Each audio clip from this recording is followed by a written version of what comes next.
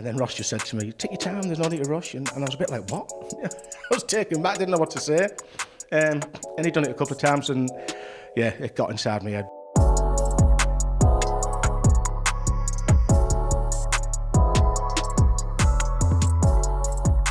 Hello, welcome along to the latest edition of the Tungsten Talk here at the MODUS Super Series, where we're going to have a look back at the life and times of some of the stars of darts. And today, we're going to have a look back and have a chat about the career of the gambler, Graham Usher, very much one of the Super Series superstars. And this place has been a home from home, hasn't it, for you in darts, the Super Series and then the Live League before?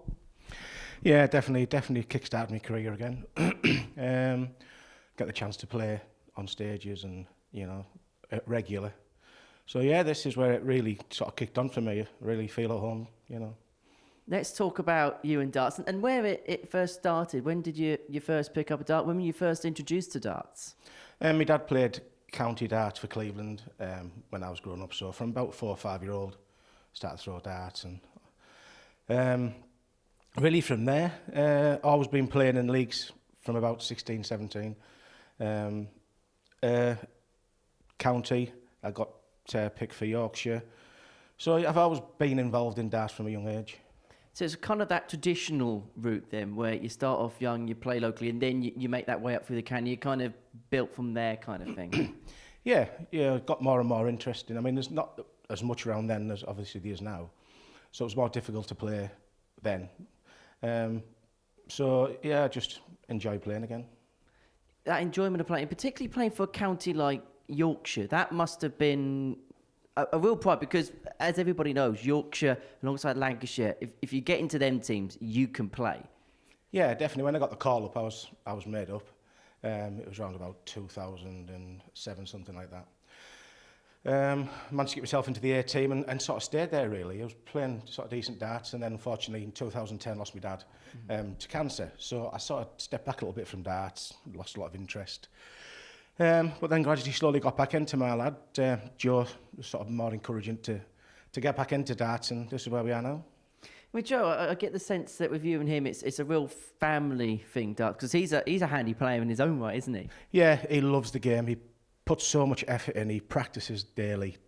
He really does work at his game, and he's come on really well. I'm really proud of him. But yeah, we're really close. He looks after me, make sure we get the right places at the right time. He's basically your manager, pretty much. Yeah, he always keeps saying, I'll come again, and the winnings when I win, he says, I never get a cut of it. How come? I was like, you just do a good job, mate, you're all right. And in terms of that, I suppose, is that one of the things maybe in the future, would you love to play with him, maybe play in tournaments with him, and maybe play pairs or something like that with him? Yeah, we've played a couple of pairs tournaments and won. It's always, I love playing darts with my son, I couldn't think anything more better. And now my grandson, he's 4, Max, he's madly into darts. He knows everything about everybody, there's nothing he doesn't know. Probably plays darts about 9 hours a day, 10 hours a day. He's just obsessed with darts. To the point of we have to sort of hide the board sometimes so you can do something else, read a book or, you know. So, yeah, I think it's just a carry on from where I was with my dad. He's gone on for his granddad and that, so. So it's kind of been passed down the generations? Yeah, I don't think he had much choice. He just watched darts and watched, and with his Uncle Joe playing, and his dad plays darts, so yeah, he just followed on suit. You mentioned that Joe's the inspiration to get you back into the sport. Do you remember roughly when that was we decided, do you know what, I'm going to give this another go? I think it's when Joe really contacted MODUS, sent a few emails out, what I'd done and what I'd won and things, and it was from there. So he kept pestering, so I think they got sick and said, look, we'll give this lad a go. So that was really it, and that would have been about 2000, I can't think now.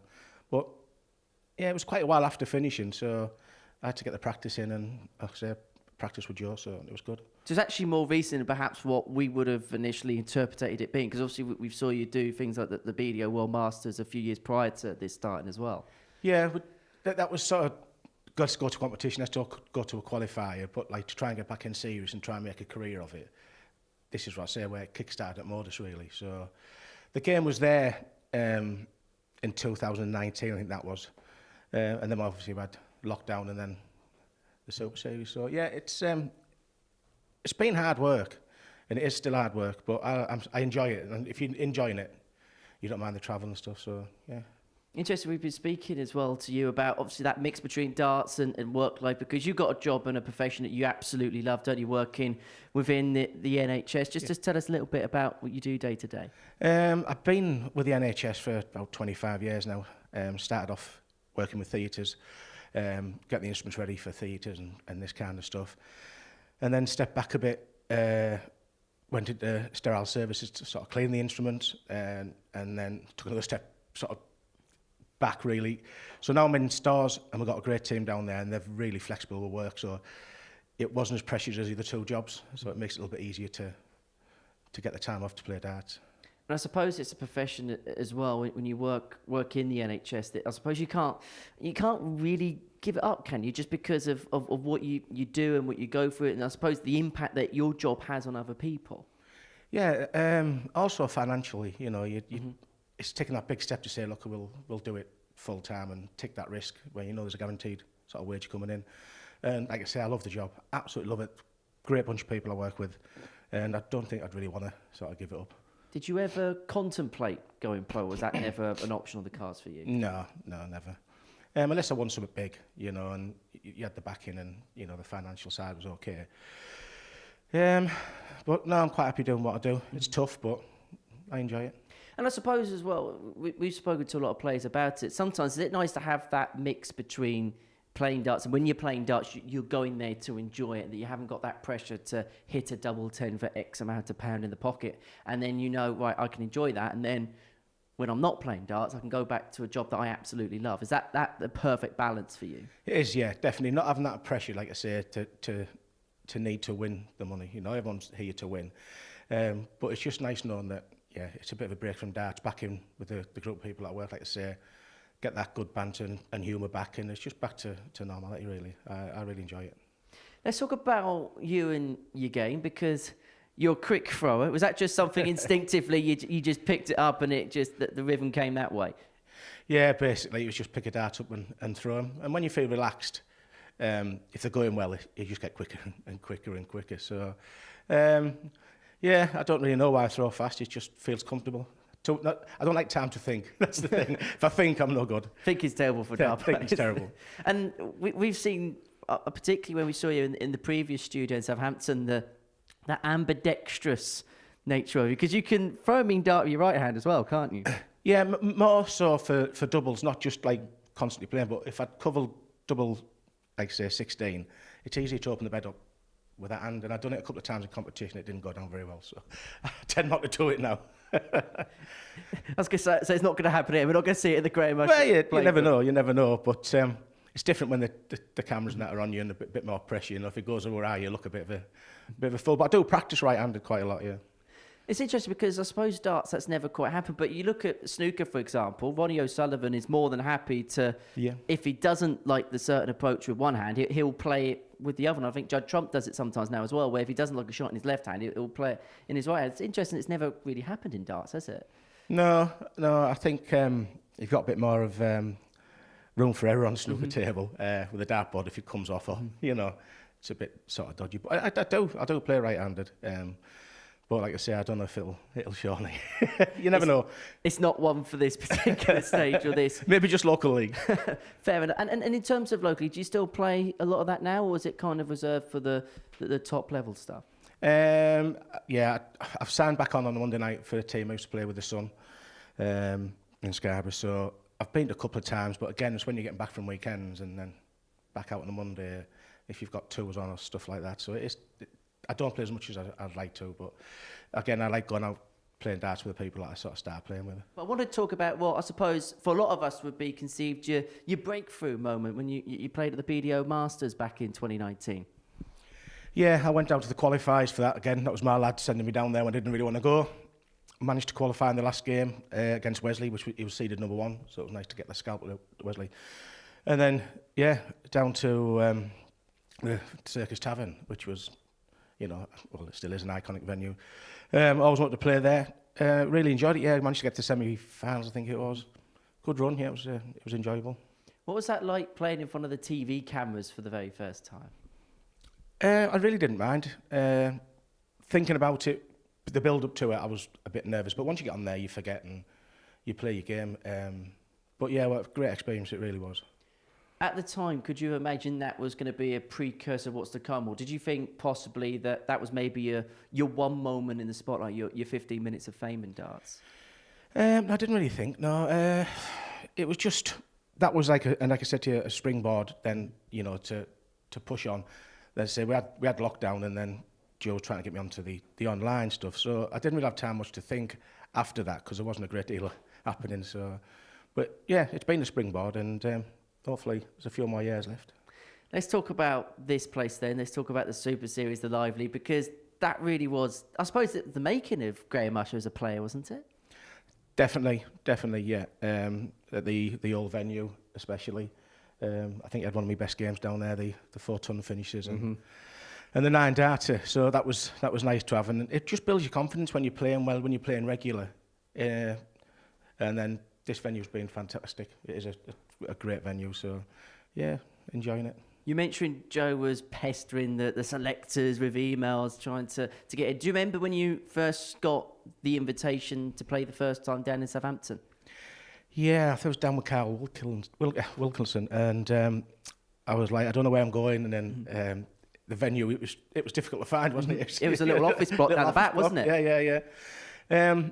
Yeah, so Carl sort of took me under his wing a little bit, and because he'd been down a few times and played. And it's just it's not what I expected. You're in a small room. It looked a bit bigger on TV, as you say, but yeah, it was a good experience. And once you started playing there, it just looked like every single time that you appeared, and you did begin to appear on a regular basis, you were just getting better and better and better. And then the wins really were beginning to come into play, weren't they?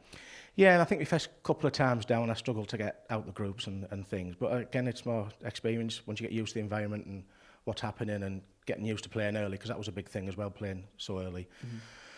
You got to take all into consideration. So once you get used to that, I settled in, and yeah, I seem to get better and better and better, and regular qualifying as well. How did you find the format in terms of the round robin, and you're constantly playing game on, game off, game on, game off? Yeah, I don't mind. Like you say, it's that regular, keep playing, keep your arm going, keep moving. So yeah, that was fine. It was perfect for me. And you had some great moments. You won weeks, phases, as we called them back in Southampton as well. That little room, that little cubicle, that was a very successful place for you. Very, yeah. That was, say, this way I wanted it a little bit more. I wanted to venture out and do other things, because I started to play well, like you say. So it was just a stepping stone, and a great one. You then played in the final event that we had in Southampton, the Champion of Champions, and you had that spectacular game that you spoke about, the 4-ton plus finishes, the 9-darter as well.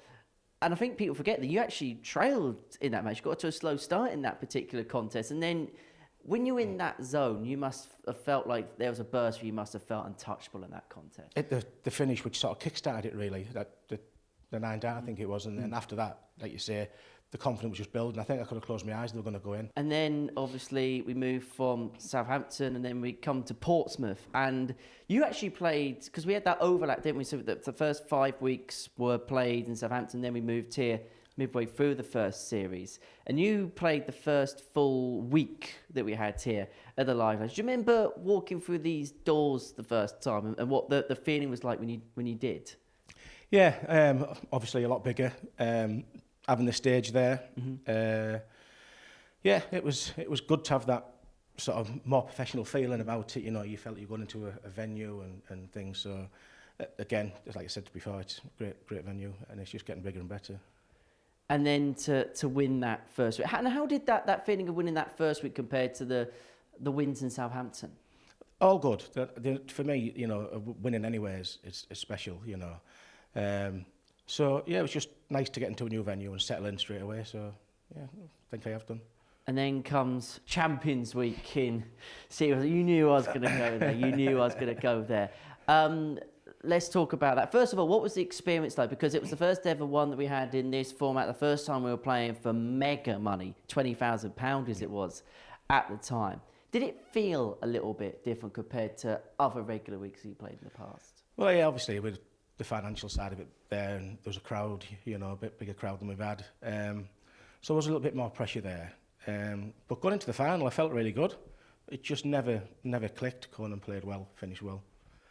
But we don't talk about it much, do we? Is there any lingering regret, or is it just one of them that you've just put to past experience now?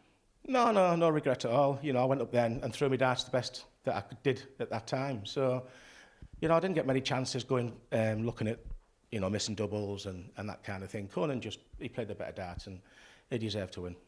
You then became the first player to win 2 weeks here, but you were unable to play in the second Champions League because you got yourself a PDC Tour card in 2023. Now, at the time, you were probably playing the best darts of your career here at the Super Series. Every time you were here, you ended up winning. Did it feel like when you went to that Q school, you felt, I've got an unbelievable chance of getting my card?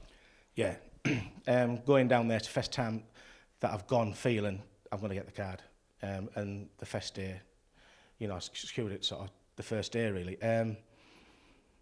Leaving here, it was tough because I wanted to play the finals, but obviously I wanted the tour card as well. So I went down there relaxed, thinking if it don't happen, it don't happen. But I did feel really confident. And for me, I was playing the best darts without a tour card, I think, out of anybody. I really hit form. Then in terms of your 2 years on the circuit, how would you reflect upon that now?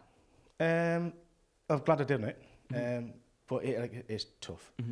Going there, hitting 103 averages and winning one leg, it was really hard. And it's just, you start to look for that, just get one win, just let's get a win under the belt. And when you're touring all over and you're not picking them wins up, it just knock you back, your confidence. Are there things about tour life, and this is probably something as well, which a lot of players here, they'll be hoping to get their tour card for the first time. Is there something that you learn when you're on tour, which you would have loved to have found out about with a little bit of hindsight? I just think the lack of events, if you're not up in that elite, which is, tough. I didn't think there was enough there for the last 64, if you went in that top 64, you were struggling to get competitions and you couldn't play in other things, so it was restricted. I would like to know a little bit more about that before I'd gone there.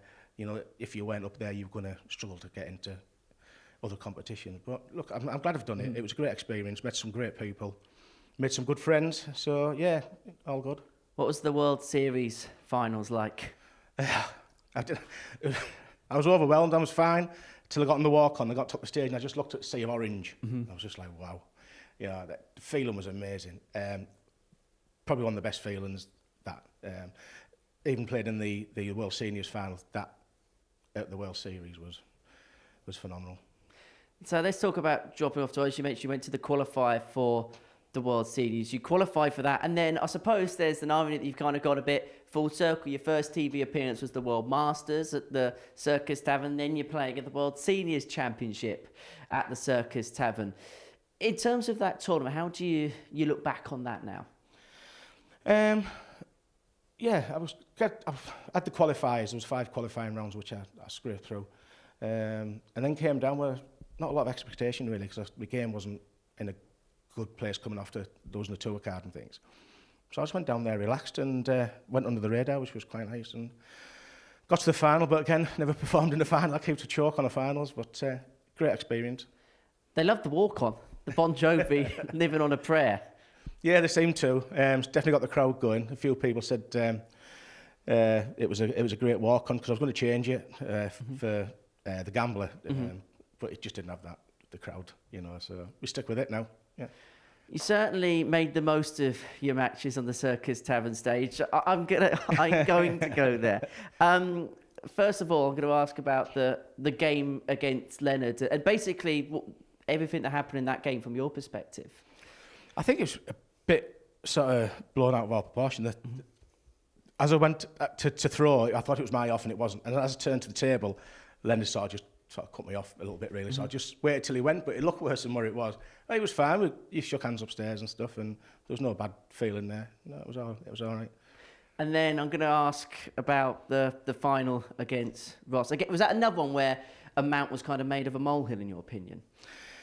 It sort of took me by surprise. I didn't expect him to speak to me halfway through a game. I think it was 1 each, and I'd missed some darts to win the third set.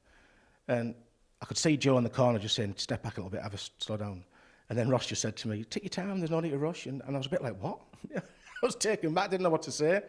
And he'd done it a couple of times, and yeah, it got inside my head. But again, Ross played the better darts.